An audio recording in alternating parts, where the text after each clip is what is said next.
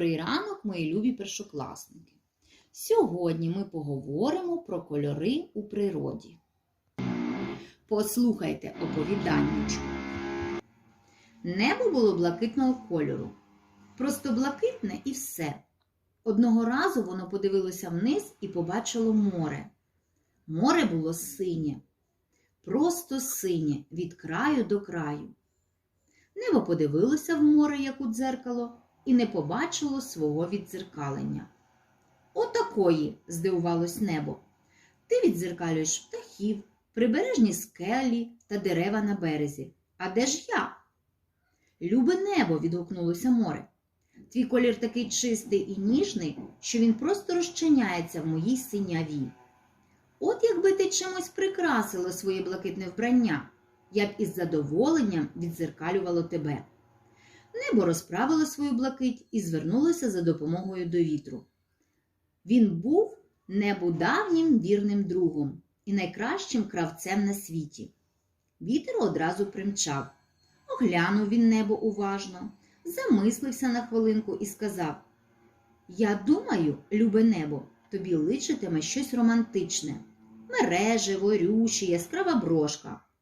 Вітер швидко виткав мережево з тонких хмар, скріпив їх ледь помітними нитками туману і прикріпив посередині золоту брошку сонця. Було дуже ошатно. Небо глянуло на себе в дзеркало моря і замилувалося. «Чи не могли б ви, шановний майстер, придумати мені ще одне вбрання? Щось не таке легковажне, строге для офіційних випадків». «Із задоволенням», – відповів вітер. У хід пішли важкі сірі хмари, срібні нитки дощу і стрімкий розчерк блискавки. Небу надзвичайно сподобалось.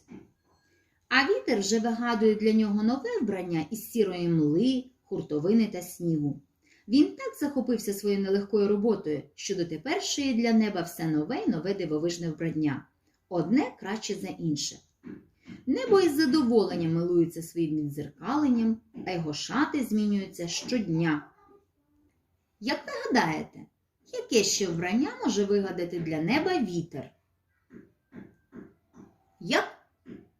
Якого воно буде кольору?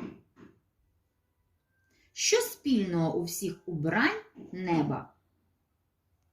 Діти, прочитайте веселкову лічилку і подумайте, що має 7 кольорів. Так, діти, це веселка. А назвіть всі кольори веселки. А як ви думаєте, як утворюється веселка?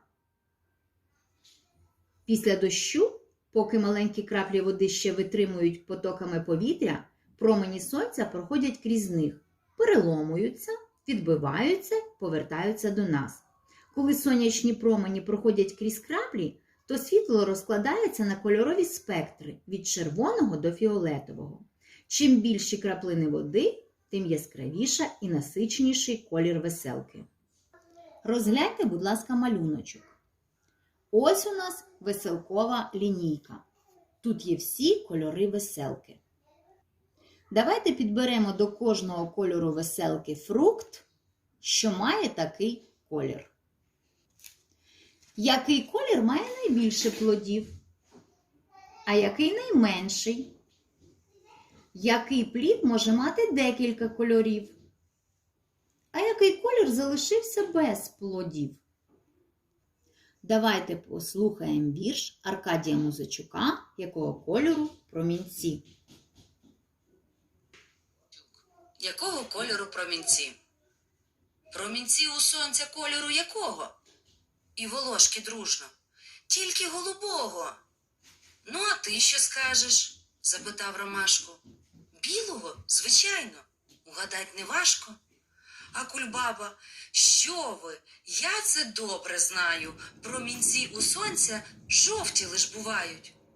Мак від здивування сплеснув у долоні.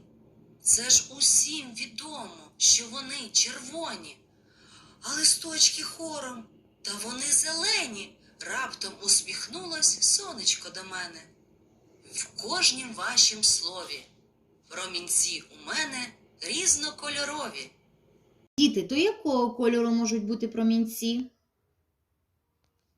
Відкриваємо букварик на сторіночці 94. Розгляньте уважно малюнок. Що ви помітили? Що малює хлопчик? Скільки зображено олівців?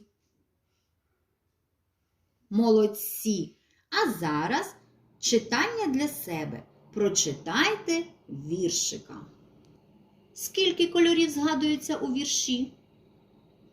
Назвіть ці кольори. Яким кольором зображено травичку? Яким кольором зображено лисичку? Яке небо? Яке сонечко? А якими кольорами зображено квіти? А зараз попрацюємо у зошиті із читання. Самостійно зробіть звуковий аналіз слів синій, кольори, проміння. Не забуваємо що ми знаємо про м'який знак і подвоєння. Виконайте, будь ласка, вправу дешифрувальник самостійно. І запишіть в зошиті слово, яке у вас утворилося. Я зроблю вам підказку. Це веселковий колір. Усно дайте відповідь на питання.